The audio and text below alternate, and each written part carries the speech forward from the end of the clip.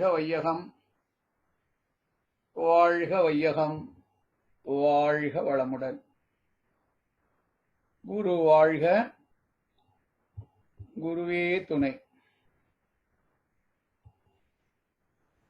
உன்னில் லயமாகி விழிப்பில் உந்தன் உறவினில் பேரின்பம் காணுகின்றே. அன்னம் உண்பதை குறைத்து அறிவாய் வாழும் ஆன்மீக பயிற்சியினை போற்றுகின்றேன். என்னுள்ளே அகத்ததுவாய் விளங்குகின்ற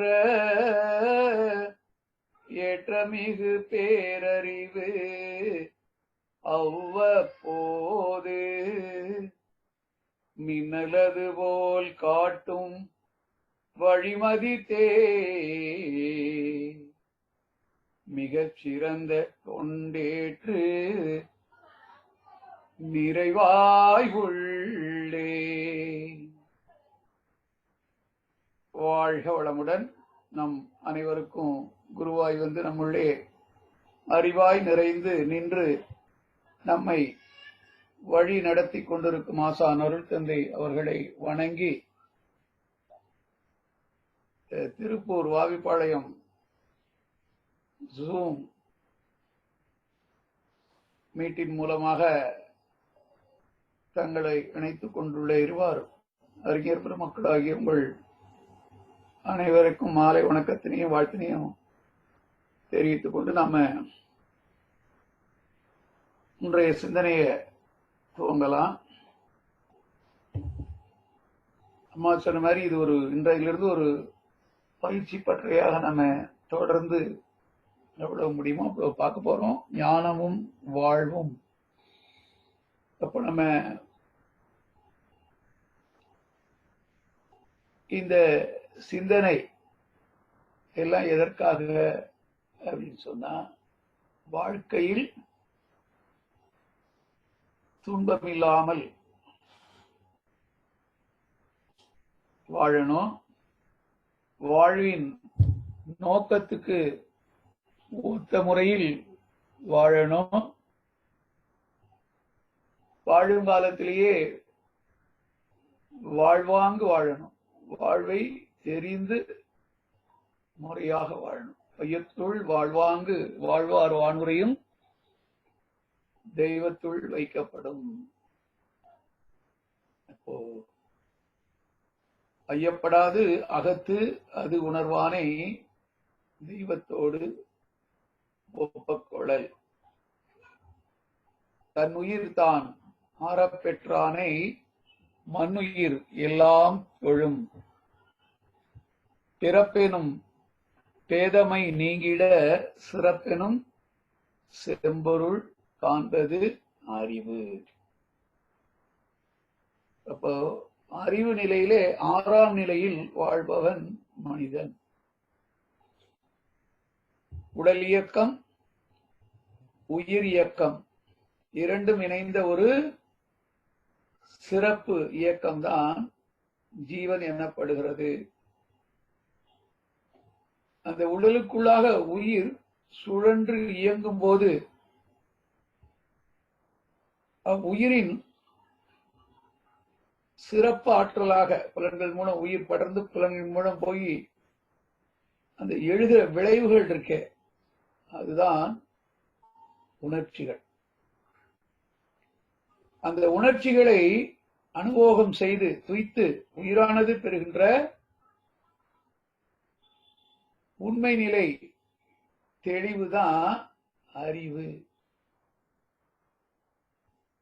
அந்த அறிவு நிலையில எந்த அளவுக்கு நாம தெளிவோடு இருக்கிறோமோ அந்த அளவுக்கு தான் வாழ்க்கை வளங்கள் நிறைந்த வாழ்க்கையாக இருக்கும். அப்போ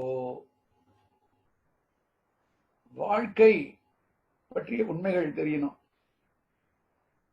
அந்த வாழ்க்கை பற்றிய உண்மைகளை தெரிந்து தெளிவான அறிவை கொண்டு அத துன்பமில்லாத அளவுக்கு வழிநடத்தி கொண்டு போய் வாழ்வின் நோக்கத்தில் வெற்றி பெறணும். செத்த பிறகு சொர்க்கத்துக்கு போறோமா இல்ல நரகத்துக்கு போறோமா என்பது கேள்வி இல்லை. வாழுங்காலத்தில் வாழ்க்கை சொர்க்கமா இருக்கணும், இன்பம் மிக்கதாக இருக்கணும்.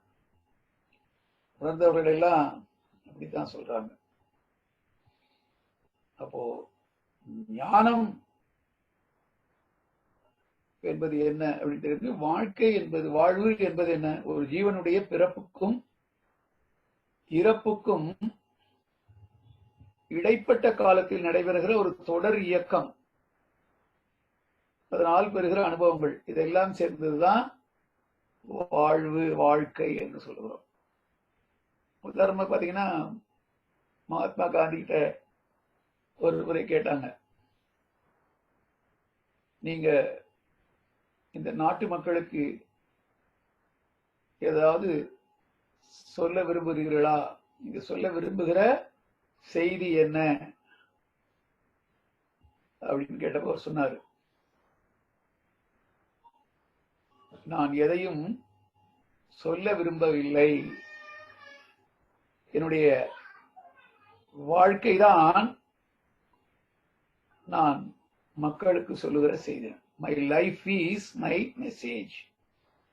என்னுடைய வாழ்க்கை தான் நான் சொல்லுகின்ற செய்தி. அப்ப வாழ்க்கை என்பது என்ன, வாழ்ந்து பெற்ற அனுபவங்களின் தொகுப்பு தான். அப்போ வாழ்க்கை வாழ்வாங்கு வாழ்வதற்கு இந்த வாழ்க்கை எவ்வாறு நடைபெறுகிறது, எந்தெந்த துறைகளிலே நாம அறிவு நிலையிலே மேம்பட வேண்டும் என்பதை உணர்ந்து அறிந்து அந்த அறிவிலே தெளிந்து முழுமை பெற்று வாழ்கிற வாழ்க்கை தான் ஞான வாழ்க்கை என்று சொல்லுகிறோம். ஞானம் என்றால் என்ன அப்படிங்கிறதுக்கு சான்றாங்க. ஞானம் என்றால் அறிவின் தெளிவு என்பது பொதுவான விளக்கம். பொதுவா சொன்னா அறிவு விளக்கமா தெளிவா இருந்தா அது ஞானம் என்று சொல்லுகிறோம். குழப்பம் இல்லாம தெளிந்த அறிவா இருந்தார். ஆனா அதற்கான சிறப்பான விளக்கம் என்னன்னா, அறிவை அறிந்த தெளிவு என்பதுதான் சிறப்பான விளக்கமாகும். இதுதான் பக்தி மார்க்கத்துல அவன் அருளாலே அவன் தாழ் வணங்கி என்று சொல்லுவாங்க. அந்த இறையே நமக்குள் அறிவாக இருப்பதனால அந்த அறிவு இன்ப துன்பங்களை எல்லாம் கடந்து ஒரு அமைதி நிலைக்கு வருகிற போது அந்த நிலையில மூலத்தை நோக்கிய சிந்தனை, மூலத்தை பற்றிய சிந்தனை வந்து அதனுடைய இணையும். அதுதான் சொல்றாங்க, அறிவை அறிவால் அறிந்த தெளிவு. அப்ப இந்த அறிவை அறிவால் அறிந்தால் என்ன நடக்கும்? ஏன் அறிவை கொண்டு அறிவை அறியணும்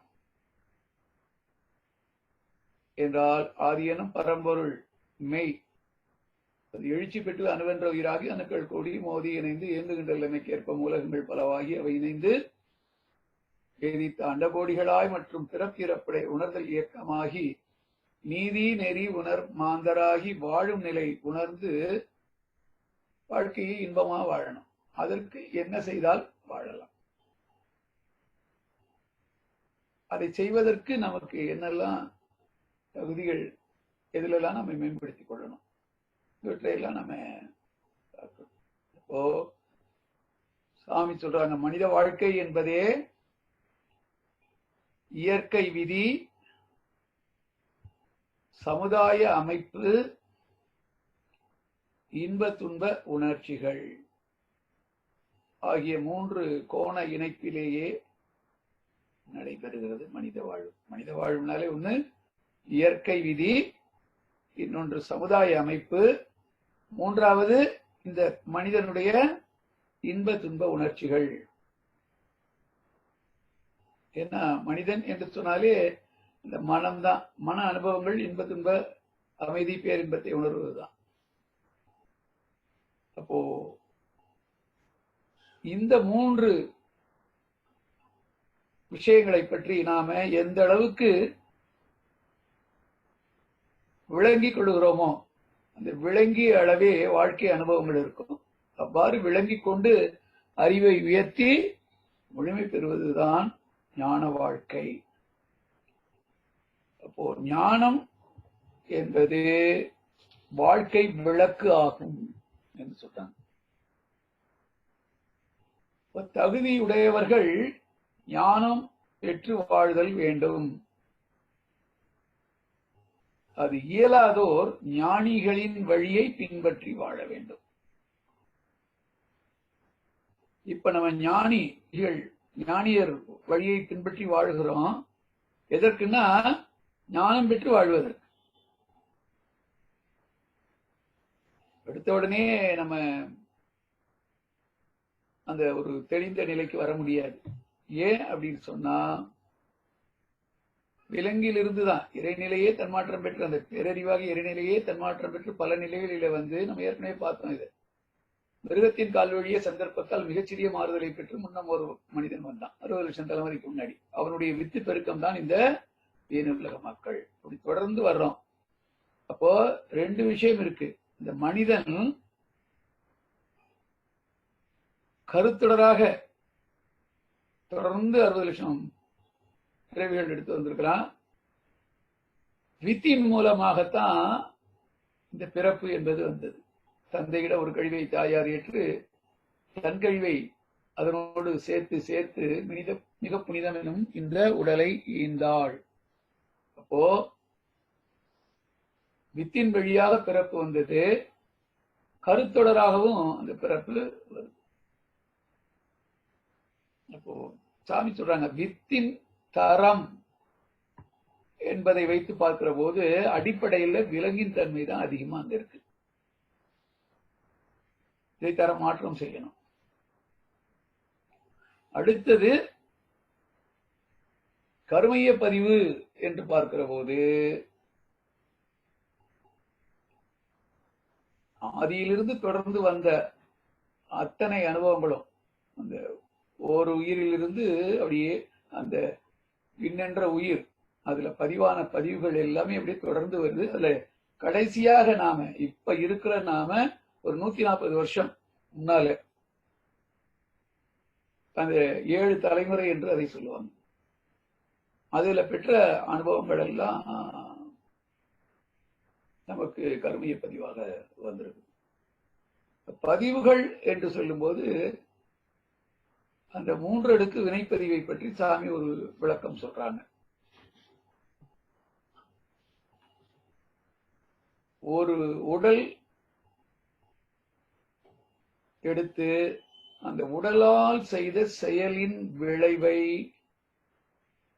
அந்த உடலை கொண்டே அனுபவிச்சு முடிச்சுட்டா அது தன்வினை, பிராரப்த கர்மம். அப்போ உடலாக செயல் செய்து அந்த விளைவு உடலில் எந்த ஒரு பாதிப்பையும் ஒரு விளைவையும் ஏற்படுத்தாமல் அந்த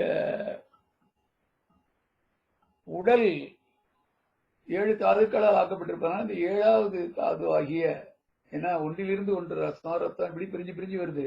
இறுதியாக பிரிக்க முடியாத ஒன்றுதான் அந்த விந்துநாதம். அப்போ அதுல ஒரு பதிவை ஒரு என்ட்ரி போட்டுருச்சுன்னா அத கரை என்றும் களங்கம் என்றும் சொல்றோம். தூய்மையாக இருந்த அந்த வித்துல ஒரு களங்கம் பதிஞ்சிருச்சு சேர்ந்துருச்சுன்னு சொன்னா அந்த வித்திலிருந்து வருகிற விளைவாகிய சந்ததி அந்த சந்ததி வித்தின் வழியாக வந்த பதிவுகளின் விளைவை அனுபவித்தால் அதுக்கு பேரு முன்வினை, சஞ்சித கர்மம். இப்பவே நாம இந்த உடல் எடுத்து இந்த வயது வரைக்கும் வாழ்ந்து பெற்ற அனுபவங்கள் எல்லாமே பிராரப்தம். இதற்கு தொடக்கமாக இருந்தது சஞ்சிதம். இந்த வினாடிக்கு பின் நாம எப்படி வாழப்போகிறோம் என்பதை இந்த ரெண்டு தான் நிர்ணயிக்குது. இதைத்தான் நம்மளுடைய பர்சனாலிட்டி, அறிவாட்சி தரம் என்று சொல்றோம். சஞ்சித கர்மமும் பிராரப்த கர்மமும், அதாவது முன்வினையும் தன்வினையும் சேர்ந்துதான் பின்வினையை நிர்ணயிக்க போகுது. இந்த வினை என்றால் செயல். இதுக்கு பின்னாடி நாம செய்ய போற செயலை இந்த ரெண்டு தான் நிர்ணயிக்க போகுது. இதைத்தான் ஆகாமிய கர்மம். கொண்டு வந்தது சஞ்சிதம், வாழ்ந்து அனுபவித்தது பிராரப்தம். இது ரெண்டும் சேர்ந்து இனி நாம செய்ய போற செயல்களை நிர்ணயம் பண்ணி விளைவையும் கொடுக்க போகுது.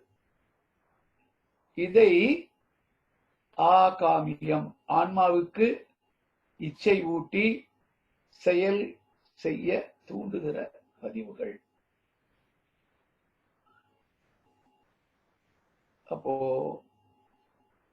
நம் பெற்றோருடைய ஆகாமியம் தான் நமக்கு சஞ்சிதமா வந்தது. நம்முடைய ஆகாமியம் இதுதான் நம் குழந்தைகளுக்கு சஞ்சிதமாக கொடுத்திருக்கிறோம். இனி மறுபடியும் ஒரு கொடுக்க போறோம். இந்த அடிப்படை விஷயத்தை நாம உணர்ந்து கொண்டால் அறிவின் தெளிவோடு வாழ்வது என்பது எவ்வளவு முக்கியமானது என்பது தெரியும். ஏன்னா இந்த அறிவு தூய்மையடைய அந்த அறிவின் பிரகாசம், அந்த வெளிச்சத்தில எல்லாவற்றையும் நாம் தெளிவாக உணர்ந்து கொள்ள முடியும். சொல்றாங்க, வெளிச்சத்திலே பொருட்களை தெளிவாக பார்ப்பது போல் ஒரு பொருளை விற்பனைக்கு நாம ஒரு விலை வைக்கணும்னா கொள்முதல் விலை தெரியணும். கொள்முதல் விலை தெரிந்தவன் தான் விற்பனை விலையை நிர்ணயிப்பது. அதுபோல நாம இருக்கிறவற்றை, நாம் அனுபவ பொருள்களை, தேவையானவற்றை முறையாக அடுக்கி வச்சோம் என்று சொன்னாதான் வாழ்க வளமுடன். தெளிவா கேக்குதா? வாழ்க வளமுடன். கேக்குதுங்கய்யா, தெளிவா கேக்குது. இடையில உங்க கால் ஒண்ணு வந்திருக்கு, அதுக்காக பார்த்தேன். வாழ்க வளமுடன். கேக்குதுங்கய்யா. அது போல நம்ம அனுபவ பொருள்களை எல்லாம் முறையாக ஒரு இடத்துல நம்ம விழிப்பு நிலையோடு அடுக்கி வைத்தாதான் நம் பயன்பாட்டுக்கு அதை சரியான நேரத்துல எடுத்து பயன்படுத்தலாம். இப்படி தான் நம் வாழ்க்கையை எளிமையாகவும் எளிதாகவும், எந்த துன்பமும் இல்லாம கஷ்டமும் இல்லாம செம்மையாகவும் பர்ஃபெக்டாகவும் வாழ்வதற்கு ஞானம் உதவி செய்கிறது. இப்போ பொருட்களால் உடலுக்கு அனுபவ பொருட்கள் தேவை. அதேபோல் குடும்பம், காமத்தால் குடும்பமும், பொருட்களால் உடலும், காமத்தால் குடும்பமும், அற வாழ்க்கையால் சமுதாயமும், தத்துவ ஞான விளக்கத்தால் அந்த சமாதான வாழ்வு. சமாதானம் என்றால் இங்க சம ஆசனம் சாமி சொல்றாங்க. சமுதாயம் என்றால் சம ஆதாயம் சமுதாயம். சமாதானம் என்றால் சம ஆசனம், எல்லோரையும் தனக்கு நிகராகவே உயர்வு தாழ்வு மனப்பான்மை இல்லாம எல்லாரையும் ஒன்றாகவே மதிக்கிற வாழ்வு. அப்போ பொருட்களால் உடலும், காமத்தால் குடும்பமும், அறத்தால் சமுதாயமும், தத்துவ ஞான விளக்கத்தால் அந்த சமாதான வாழ்வும் ஆக்கவும் காக்கவும் பெறுகிறது. அதை உருவாக்கி முறையாக நடத்த முடியும். அதனால நம்ம வாழ்க்கையில் ஞானம் பெறுகிற அளவுக்கு தான் அந்த வாழ்க்கை சிறப்பானதாகவும் இன்பமானதாகவும் அமைதியை ஏற்படுத்துவதாகவும் அமைகிறது. இந்த ஞானம் பெறணும். அந்த ஞானத்தை பெறணும் அப்படின்னா முதலில் மனிதன் தன்னுடைய சிறப்பு, தன்னுடைய பெருமைகளை தான் உணர்ந்து கொள்ளணும். நான் யார் என்பதை உணரணும். அப்படி பார்த்தா உலகத்துல வாழக்கூடிய அந்த கோடானு கோடி உயிரினங்களில மிகச்சிறந்தவன் யார் என்றால் மனிதன் தான். மனிதன் சிறப்பு என்றே தனியா ஞானம் வாழ்வுல அருள் தந்தை அவர்கள் கவி சொல்லியிருக்கிறாங்க. ஒரு நீண்ட கவி உங்களுக்கு தெரியும். அந்த இறைநிலையே முழுமை சத்து என்று சொல்லக்கூடிய அந்த பூரண பொருளே புதுமையடைந்து மரணமான அணுவாய் விரிந்து அணுவின் கூட்டம் இயக்கம் பக்குவம் அசைவாய் இசைவாய் அண்ட கோடிகளாய் ஓரறிவினம் முதல் ஐயறிவினம் வரை ஊனாய் உயிராய் உருவ பேதங்களாய் தானாய் விரிந்த தத்துவமாகிய சுவை முதல் ஐந்தையும் சுகிக்கவும் அறியவும் கர்ம ஞான கருவிகள் பெற்று அறிந்தும் வாழ்ந்தும் அரூப நிலையாம் ஆதி நிலையை அறிந்து முடிவுற பூரணத்தை அடையணும், பூரணத்தன்மை அடையணும். எழுந்த வேகத்தால் எடுத்த வடிவம்.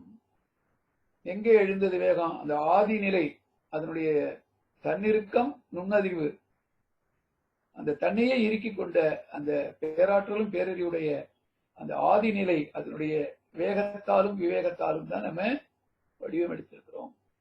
அறிவின் நிலைகள் அதெல்லாம் தாண்டி தாண்டி முதல்ல இறைநிலை தன்னிருக்கத்தினாலும் நுண்ணதிர்வினாலும் தன்னில் இருந்து முகிழ்ந்து அதை தானே சூற்றி அழுத்தி அதை குளோபல் ஷேப் கொண்டு வந்தது அந்த இறைத்துகள். அந்த இறைத்துகள் எல்லாம் ஒன்று கூடி பரமாணு மறுபடியும் அங்க இயக்கத்துல அழுத்தம் பெறுகிற போது அதுக்குள்ளே இருந்த ஒரு சுழல் வேகம் அதிகமுடைய ஒரு இறைத்துகள் அந்த துகள் என்ற நிலையில சுழன்று கொண்டிருந்தது.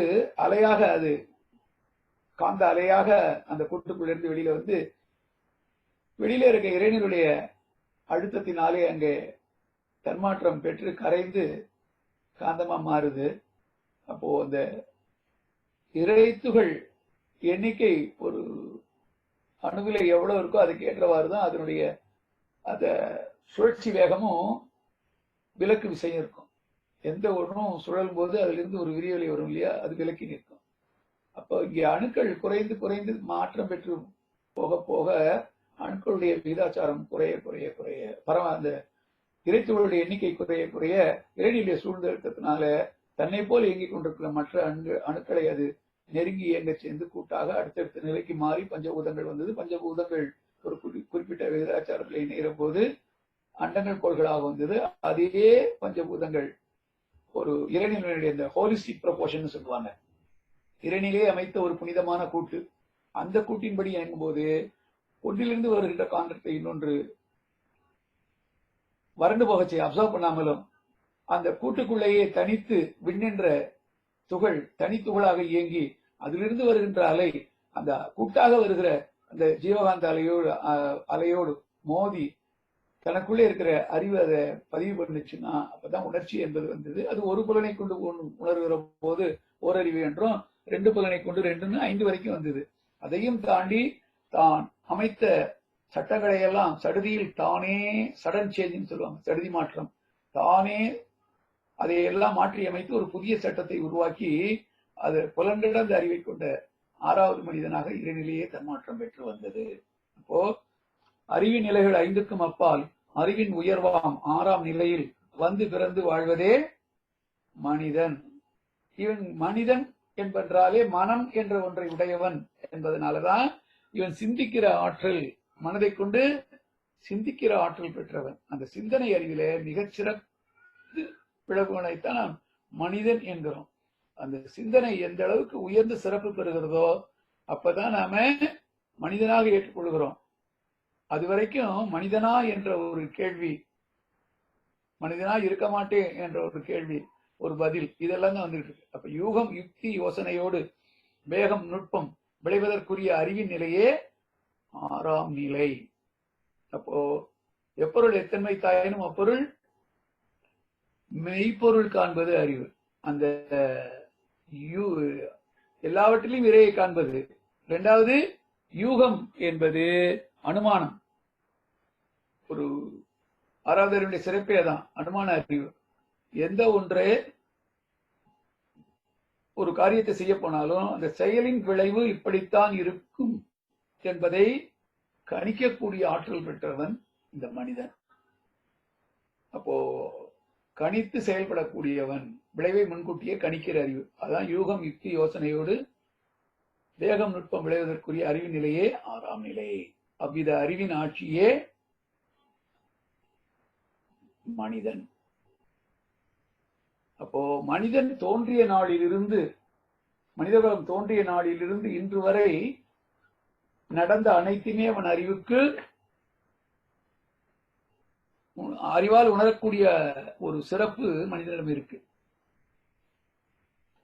அப்போ இந்த பூமியிலே வாழ்ந்து கொண்டிருக்கிற மனிதன், பல கோடி உயிரினங்கள் வாழுது. இதைவிட இது ஒரு சூரிய மண்டலத்துக்குள்ள இருக்கு. நாம் வாழுகின்ற இந்த கேலக்சியில, மில்கிவே கேலக்சியில 10,000 கோடி நட்சத்திரங்கள் தோராயமா இருக்கு. அப்ப எல்லாமே ஒவ்வொரு சூரியன் தான். இந்த பால்வெளி மண்டலம் போல பல வெளிமண்டலங்கள் எல்லாம் சேர்ந்து பேரியக்க மண்டலமாக இருக்கிறது. அதை சூழ்ந்து அழுத்திக் கொண்டிருக்கிறது இறைநிலை. அப்போ அந்த பேரியக்க மண்டல நிகழ்ச்சிகளோடு ஒப்பிட்டு பார்த்தா மனிதன் ரொம்ப ரொம்ப ரொம்ப ரொம்ப சின்னவன். அதனாலதான் ஒரு கவியில சாமி எழுதியிருப்பாங்க, பேரின்பக் கழிப்பு மண்ணான இவ்வரிய மாதரிய உலகமிசை மனமுடைய மிகச்சிறிய மனித உரு வாழுகின்றேன். எண்ணறிய ஆயிரங்கள் எண்ணங்கள் என்னுள்ளே எழுகின்ற விந்தையினை யார் அறிவார்? யார் அறிவார்? இப்போ பிரபஞ்ச நிகழ்ச்சிகளோடு அந்த பிரம்மாண்டத்தோடு மனிதனை ஒப்பிட்டு பார்த்தால் ரொம்ப சிறிய உருவம் கொண்டவன் தான். ஆனால் இந்த பிரபஞ்சத்திலே நடக்கிற அத்தனை நிகழ்ச்சிகளும் இந்த மனித மனதில் வந்துதான் முடிகிறது. இந்த மனித மனம் விரிந்து அதையெல்லாம் உணர்ந்து அதற்கு ஒரு மதிப்பு கொடுக்கலன்னா அந்த பெரிய மண்டலத்துக்கு எந்த மதிப்பும் இல்லை என்கிற அளவுக்கு சிறப்பு மிக்கவன் தான் இந்த மனிதன். அப்போ இந்த இயற்கையினுடைய தன்மாற்ற படித்தளங்களை பார்த்து கொண்டே வந்தோம்னா அந்த இறைவனுடைய தன்மாற்ற சரித்திரத்திலே உருவ அமைப்பிலும் அறிவின் திறத்திலும் மிகச் சிறந்து விளங்கக்கூடிய ஒரு அறிவு நிலை கொண்டவன் தான் மனிதன். அப்போ அத்தகைய அறிவின் மேன்மையும் சிறப்பான உடலமைப்பையும் பெற்ற மனிதன் எல்லா மனிதனும் இன்பமாக மகிழ்ச்சியாக வாழ்றானா? அதை உணர்ந்தவர்கள் தான். எத்தனை ஆயிரம் இன்பங்கள் இவ்வுலகெங்கும் வானுலகெங்கும் அத்தனை அருள் ஆட்சியாக வருகின்றான்னு சொல்லி சாமி படுறாங்க. எத்தனை கோடி இன்பம் வைத்தாயங்கள் இறைவா என்றார் பாரதியார். இப்படி உணர்ந்தவர்கள் இந்த இன்ப நிலையை அனுபவிக்கிறார்கள். மற்றவர்கள் அதற்கான வழிமுறையை தேடி தவித்து துன்புற்றுக் கொண்டிருக்கிறார்கள். இவ்வாறு சிறப்புற்று விளங்கும் மனிதன் துன்பப்படுறான். இத்தனை சிறப்புகளையும் தெரிந்து கொண்டு வாழக்கூடிய அறிவு நிலையும் ஆற்றலும் மிக்க மனிதன் துன்பப்படுகிறான். அமைதி இழந்து அல்லல் படுறான். அதுதான் யார் சொன்னாலும் எதை சொன்னாலும் அங்கங்க ஓடுறது இது மாதிரி. இதை வைத்துக் கொண்டுதான், இந்த அறிவின் குறைபாடை வைத்துக் கொண்டுதான் அரசியல், பொருளாதாரம், ஆன்மீகம் இந்த துறைகளிலே இருப்பவர்கள் இந்த ஒரு மனிதனுடைய அந்த பலவீனத்தை பயன்படுத்தி கொண்டுதான் அவர்கள் வாழ்ந்து கொண்டிருக்கிறாங்க அப்படின்னு சாமி சொன்னாங்க. அப்ப இந்த துன்பங்களுக்கு எல்லாம் என்ன காரணம் அப்படின்னு சொன்னா 4 சொல்றாங்க. 4 குறைபாடுகள். ஒன்று, கடவுளை தேடிக்கொண்டே இருந்தும் காண முடியாத நிலை. ஏன்னா சுகதை துக்கத்தையும் மாறி மாறி அனுபவிக்கிறான். சோர்வு வந்த பிறகு நாம் ஏன் வந்தோம், எங்கிருந்து வந்தோம்? நாம செயல் செய்யறோம், விளைவு வருது. அவங்க செய்யறது நல்ல நல்ல இன்பம் மகிழ்ச்சியா இருக்கிறாங்க, நமக்கு துன்பமே தொடர்கதையா இருக்கு. இந்த மாதிரி ஒரு இன்பத்தையும் துன்பத்தையும் யாரு இருந்து கொடுக்குறா, எங்க இருக்கிறா அப்படின்னு அந்த கடவுளை தேடுகிற ஒரு தேடி காண முடியாத ஒரு குறை. இந்த குறைபாட்டை தான் பக்தி மார்க்கத்துல நிறைய வியாபாரமா பயன்படுத்தி கொள்றாங்க, சடங்கு முறைகளை சொல்லி. அடுத்தது வறுமை எனும் பற்றாக்குறை. அப்போ அந்த அடிப்படை தேவைகளை நிறைவு செய்து கொள்வதற்கான பொருள் வளம் குறைந்திருக்கு.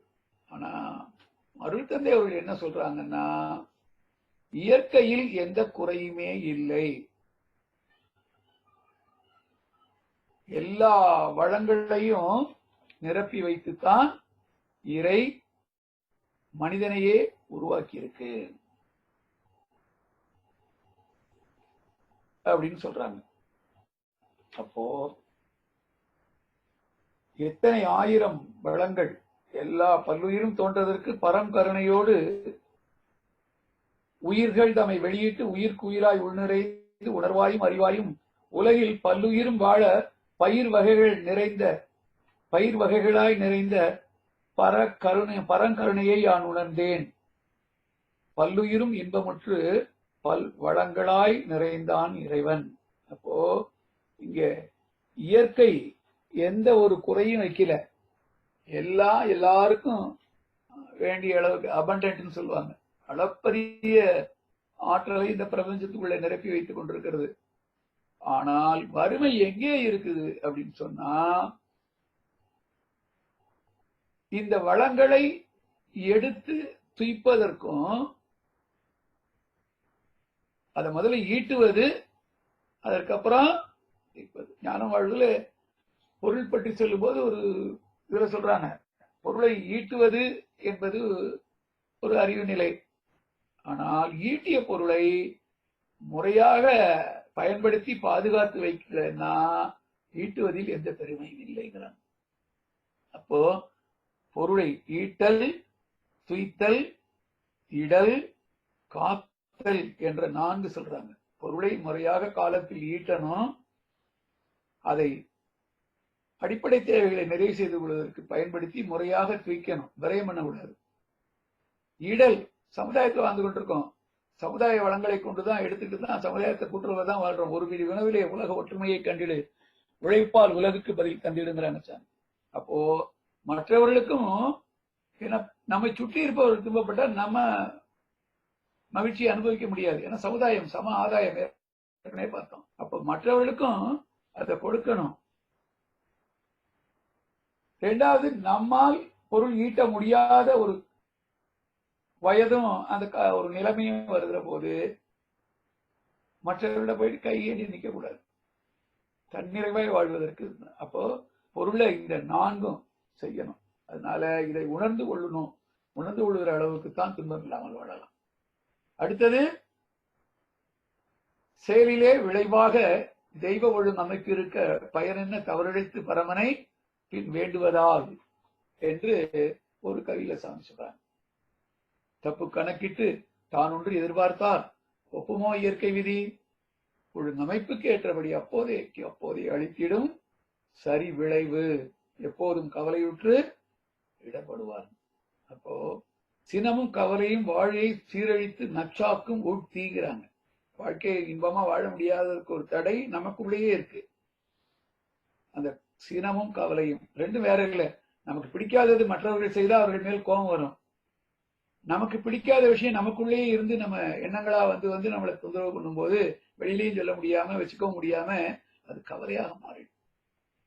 அப்போ இறை உணர்வு பெறக்கூடிய ஆற்றல், இறையை உணரக்கூடியவன், விளைவை அறியக்கூடியவன், 2 ஒண்ணுதான். நான் ஏற்கனவே பலமுறை சொல்லியிருக்கேன். இறையை உணர்வது என்றாலும் விளைவை அறிவது என்றாலும் 2 ஒண்ணுதான். ஏன் அப்படின்னா, கையை தட்டினா ஒரு சத்தம் வருது, கை தட்டியதுதான் நாம, கை தட்டினதுனால வந்தது. ஆனால் அதை சத்தத்தை நான் உருவாக்கினேன்னு சொல்ல முடியாது, என்னுடைய செயலால் வந்த விளைவுதான் அது. அப்போ மறுமுறை கையை தட்டி சத்தம் வராமல் என்னால் தட்ட முடிந்தால் அந்த சத்தத்தை நான் உருவாக்கினேன்னு சொல்லலாம். ஆனா எப்ப தட்டினாலும் எப்படி தட்டினாலும் அதுக்கு ஏற்றவாறு சப்தம் வந்து கொண்டுதான் இருக்கு. அடுத்தது பசி. இந்த உணர்வு வந்து விட்டால் அதை அப்படியே விட்டுட்டா வல்லுணர்ச்சியாகி துன்பத்தை கொடுத்துரும், உடல் அழிந்து போகும். உண்ண உணவுதான் உடலா மாறுது. அப்போ அந்த அளவுல பாக்குற போது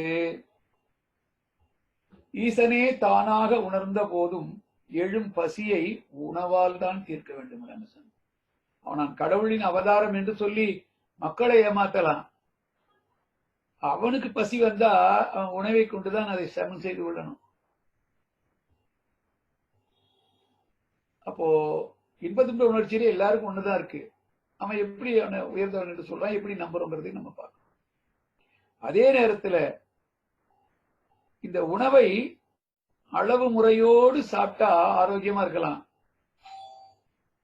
அதே உணவை அளவுக்கு மீறி சாப்பிட்டா நோய் வரும். அப்ப செய்யறதெல்லாம் நாம, ஆனா விளைவு இப்ப உண்ணுகிற உணவு உண்ணுகிறோம், எழுத்தாதுவா உடல்ல மாறுது. சாமியாதான் ரொம்ப எளிமையா விளக்குறாங்க.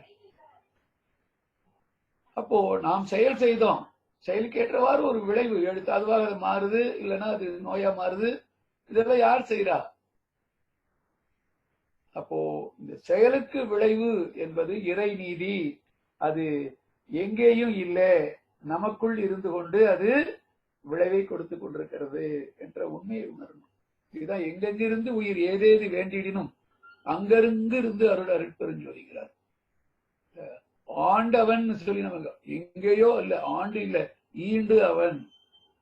எல்லாருக்கும் சொல்றோம்ல, யாருக்கு பயந்தாலும் பயப்படலாம், மனசாட்சிக்கு பயந்து நடக்கணும்.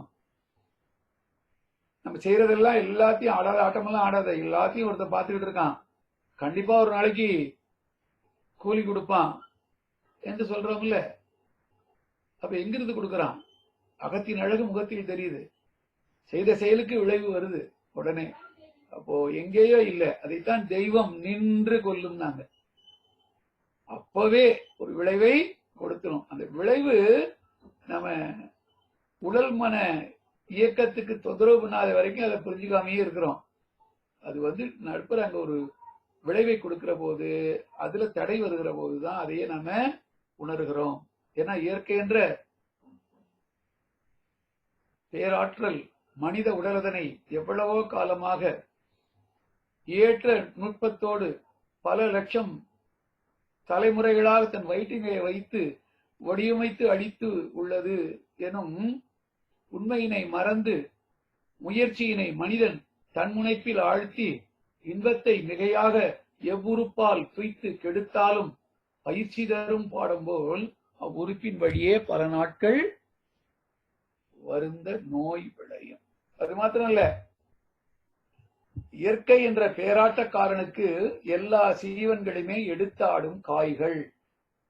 இடம் மாற்றி வைப்பான், பித்தெறிவான், அருள்வான், பிழை என்று தீர்ப்பளிக்க பிறந்தோர் யார் இப்பேருலகில் என்று சாமி ஒரு கவிதை சொல்ற. அப்போ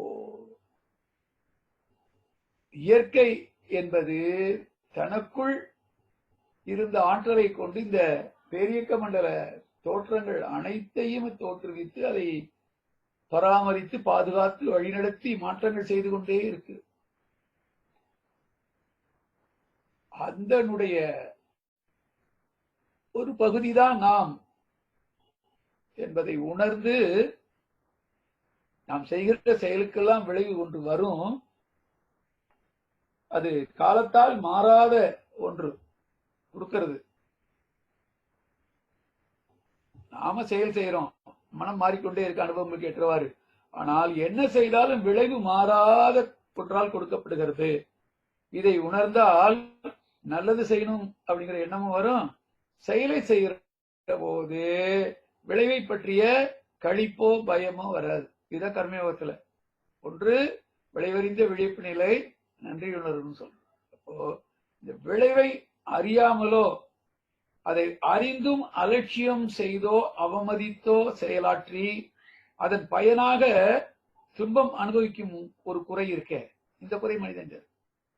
அப்போ அடுத்தது அந்த இறைநிலையே தன்மாற்றம் பெற்று அதை மீண்டும் உணரக்கூடிய, இன்னும் சொல்ல போனா பக்தி மார்க்கத்துல சொல்லுவாங்க, இறைவன் சிவபெருமான் தன்னுடைய அழகை பார்த்து தானே வியந்து சுந்தரா எழுந்து வா என்று தன் பிம்பத்தை பார்த்து சொன்னாராம். அதிலிருந்து வந்தவர் தான் சுந்தரமூர்த்தி நாயனார். பிறகு அவர் உலகியல் வாழ்க்கையில சகஜமா எல்லா மனிதர்களைப் போல வாழ்ந்து தன்னிலை மறந்து மயக்கத்துல திருமணம் போயிட்டாரு. அவரை திருவண்ணநல்லூர்ல தடுத்து ஆட்கொண்டு சிவன் பெருமான் அவருக்கு அவருடைய பெருமையை உணர்த்தி தன்னோடு ஐக்கியப்படுத்திக் கொண்டார். அதனாலதான் கோயில்கள்ல பாத்தீங்கன்னா இறைவனுக்கு வாலவாயன் என்ற ஒரு பேர் உண்டு. சிற்பங்களில பாத்தீங்கன்னா பாம்புடைய வாய்க்குள்ளேயே வால் போய் முடிகிற மாதிரி ஒரு காட்சியும் போட்டிருப்பாங்க. இதெல்லாம் எதை குறிக்கணும்னா இந்த இறைவனுடைய தன்மாற்ற சிறப்பு, தன்மாற்ற சரித்திரத்தை தான் அப்படி சொல்லியிருக்கிறாங்க. அப்போ 5 அறிவு வரைக்கும் அந்த தன்னை உணர்கிற அறிவோ இதோ கிடையாது. அதனாலதான் அதுல எல்லாமே அமைப்பு துல்லியம் இயக்க ஒன்று என்ற அளவுல எது அண்டங்கள் கோள்கள் இருந்ததோ அதுவே ஓரறிவு முதல் 5 அறிவு வரைக்கும் உணர்தல். அந்த உணர்தல் என்பதுல காக்னிஷன், எக்ஸ்பீரியன்ஸ், டிஸ்கிரிமினேஷன், அதாவது இருப்புணர்தல், இன்பது இன்பமும் பிரித்துணர்தல் என்ற அளவுல வந்தது.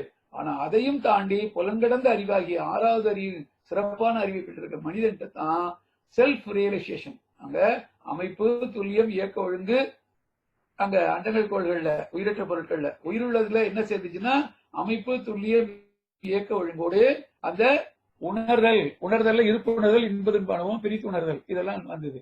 அதையும் தாண்டி 6வது அறிவிலே தான் அந்த செல்ஃப் ரியலைசேஷன் என்று சொல்லக்கூடிய தன்னை உணர்கின்ற அறிவு வந்தது. அப்போ இந்த அறிவை இவன் ஆரம்ப நிலையில் பெற முடியாமல் அதற்குரிய பயிற்சி முறைகளோ அனுபவங்களோ இல்லாததுனால என்ன பண்றான், தன்னையும் உணரல, சக மனிதர்களையும் உணரல. அப்போ மனிதனின் சிறப்பை அறியாமல் பிறர் மீது அச்சமும் பகையும் கொண்டு துன்புறுத்தியும் துன்புற்றும் அல்லரும் குறை. இது என்ன விலங்குல இருந்தது பாருங்க. காக்கா சாப்பாட பார்த்தா கத்துதுன்னா அது இன்ஸ்டிங்க்ட். ஆனா மத்த காக்கா வந்தா சாப்பிட விடுதா? அதே மாதிரி எச்சிலை நாய் நோக்கி ஓடுது. ஓடி போய் நின்னவுடனே அடுத்த நாய் வந்தா அந்த சாப்பிடறத கூட விட்டுட்டு அதை விரட்டுறதுல தான் என்ன அந்த பயம், இயல்பான ஒரு பயம்.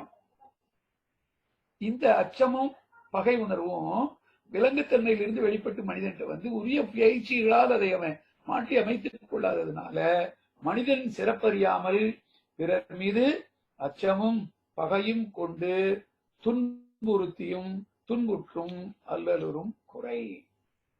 இந்த 4 குறைபாடுகள் ஒன்றோடு இணைந்து அது பிரிக்க முடியாத அளவுக்கு அப்படியே வாழ்க்கை முறையா பாச்சு.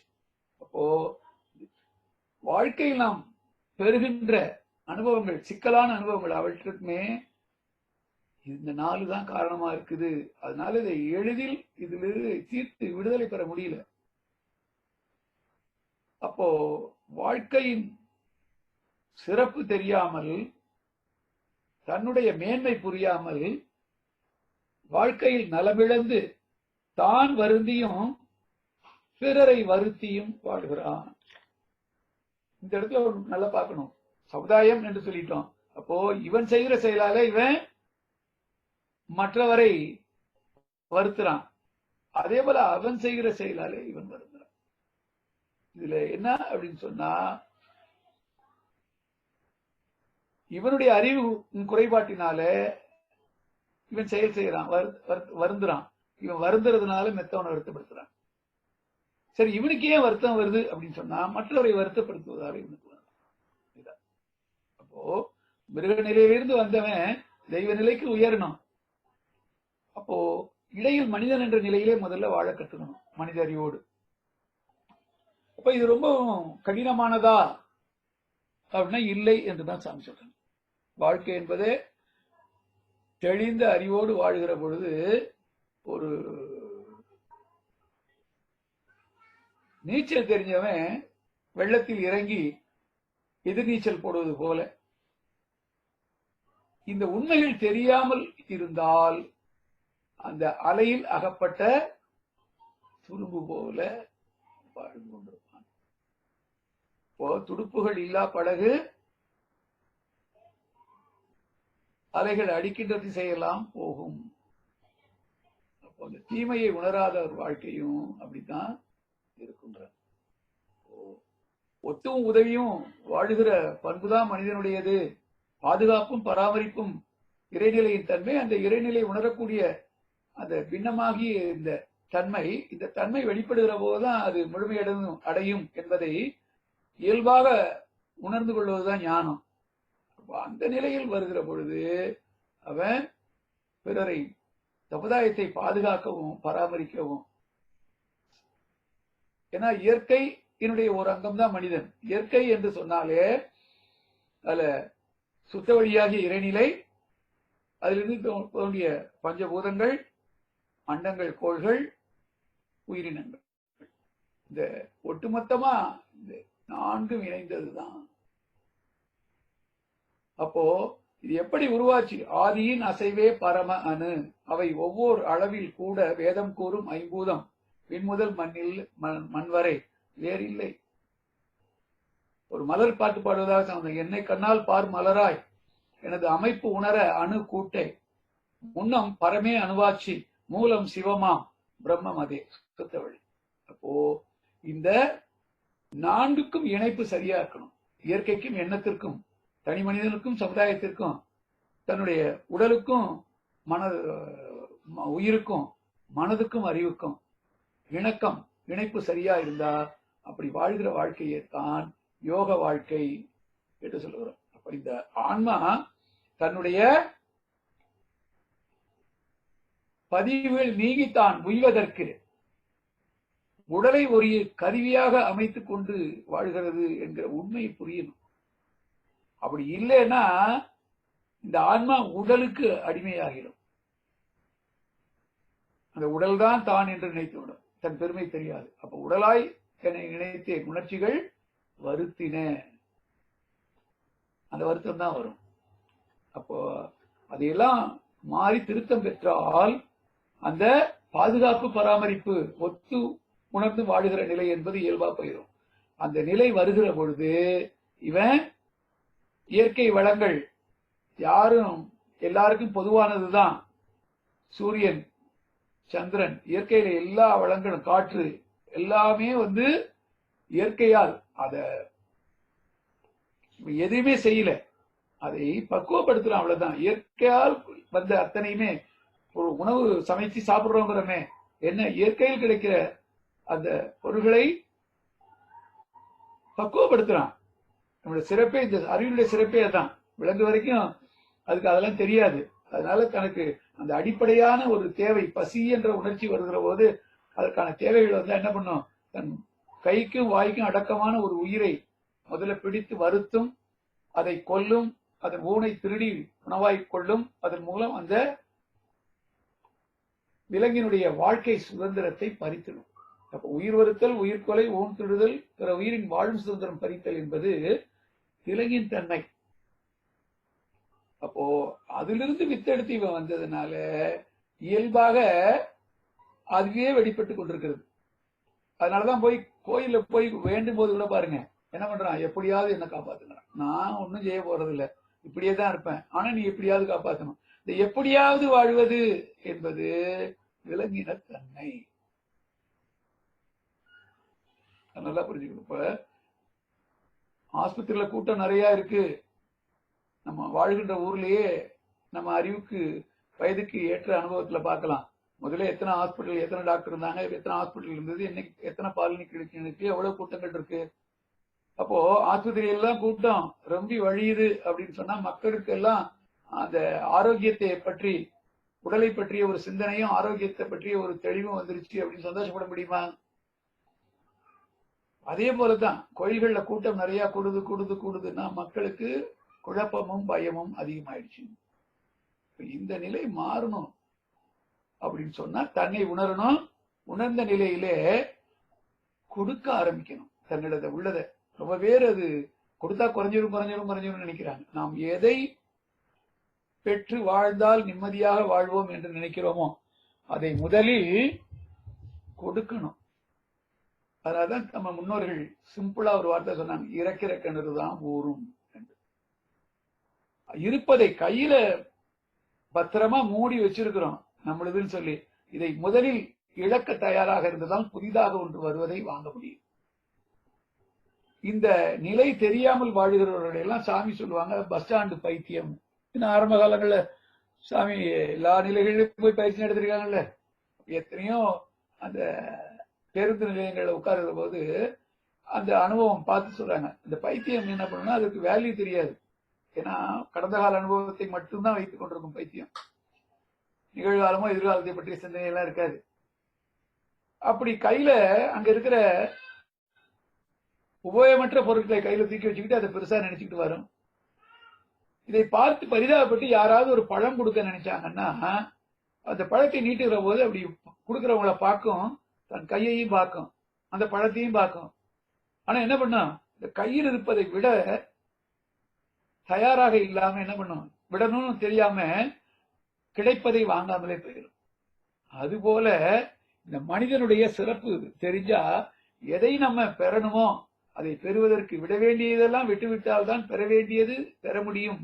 அப்போ விட வேண்டியதை விட்டுவிட்டால் பெற வேண்டியது எங்குமே இல்லை, அங்கேயே தான் இருக்கிறது என்பதை உணர்ந்து உடலால் பொருளால் அறிவால் பிறருக்கு கொடுத்து கொண்டே இருக்கும். சாமி சொன்னாங்க, என்னுடைய வாழ்க்கை, அதோட நான் சொல்லி முடிச்சிடறேன் மணியாது. என்னுடைய வாழ்க்கை வரலாறு தெரிந்தவர்களுக்கு தெரியும், சிலருக்கு தெரியாமல் இருக்கலாம். ஆரம்ப காலங்களில் நான் ஒரு நாள் முழுக்க தறியில உட்கார்ந்தா 1.25 ரூபாய் சம்பளம் கிடைக்கும். அப்படி வாழ்க்கையை தொடர்ந்த நான் இப்போ என்னை சுற்றி எவ்வளவு வாழ்க்கை வளங்கள் நிறைந்திருக்கு பாருங்க. சொன்னா நீங்க நம்ப மாட்டீங்க, இவ்வளவு வளங்கள் சேர்ந்திருக்கு. ஆனால் இதுவரை என் வாழ்நாளில் நான் யாரிடமும் சென்று இதை எனக்கு கொடுங்க என்று வாழ்க்கை வளங்கள் எதையுமே கேட்டதில்லை. ஆனா நம்ம வளமா வாழணுங்கிறதுக்காக பிரம்மஞானம் முடிச்ச உடனே உங்கள்கிட்ட உள்ள அந்த 6 குணங்கள்ல வேண்டாத எல்லாம் இதுவரைக்கும் செய்ததெல்லாம் கொடுத்துட்டு போங்கன்னு தான் கேட்டிருக்காங்களோடைய, வேற எதையும் கேட்டதே இல்லை. ஆனா இவ்வளவு வளங்கள் பின்று எப்படி நிறைந்திருக்கு அப்படின்னு யோசிக்கிறீங்களா அப்படின்னு சொன்னாங்க. நான் என் கடமையை உணர்ந்து காலத்தில் முறையாக அதை செய்து கொண்டே வந்தேன். இயற்கை அதற்கு தடை இல்லாமல் எனக்கு எது வேண்டும், எப்பொழுது வேண்டும், எவ்வளவு வேண்டும், எவ்வாறு வேண்டும் என்பதையெல்லாம் தங்கு தடை இல்லாமல் கொடுத்து கொண்டே இருக்கிறது. இதுதான் உங்களுக்கும் பாடம் என்று சொன்னாங்க. இப்போ நம்ம ஒருத்தருக்கு போய் துன்பம் கொடுக்க போனா மனுஷனா நீங்கிறான். சிறு துன்பத்தை அதே மனிதனுக்கு அவன் படுகிற துன்பத்தை நீக்கி பாருங்க. ஏதோ உடலாலோ பொருளாலோ அறிவாலோ இல்ல இனிய சொல்லாலோ அதை நீக்கி பாருங்க. நல்ல மனுஷம்மா. ஒரு இக்கட்டான சூழ்நிலையில தவிக்கிற மனிதனை அதிலிருந்து ஏதாவது ஒரு வகை செய்து வெளியில கொண்டு வாங்க, கையெடுத்து கும்பிடுவான். நான் என்னப்பா பெருசா செஞ்சுட்டேன் அப்படின்னா, சும்மா இருங்க ஐயா, எனக்கு என்னமோ நான் கும்பிடுற இந்த வெங்கடாதிபதியே அந்த முருகனே உங்க உருவத்துல வந்து என்னை காப்பாத்திருக்கான்னு தான் நினைக்கிறேன். பாருங்க, மனுஷனான்னு கேட்டவன் நல்ல மனுஷன்னு சொன்னான், தெய்வமாவும் ஆக்கிட்டான். அப்ப மனிதன் தெய்வமாவது என்பதெல்லாம் ஒன்றும் பெரிய விஷயம் இல்லை. வாழ்காலத்திலே இந்த நிலையை அடைய முடியும். அதற்குரிய வழிமுறைகளை நாம இனி ஒவ்வொரு வாரமும் அருள் தந்தையவர்கள் என்ன சொல்லியிருக்காங்கிறத தொடர்ந்து பார்க்கலாம் என்று கூறி, வாய்ப்புக்கு நன்றி கூறி, இதுவரை நீங்க பொறுமையாக செவிமடுத்ததற்கான நன்றியையும் கூறி, காலம் கருதி என் உரையை இத்தோடு நிறைவு செய்கிறேன். வாழ்க வளமுடன், வாழ்க வளமுடன்.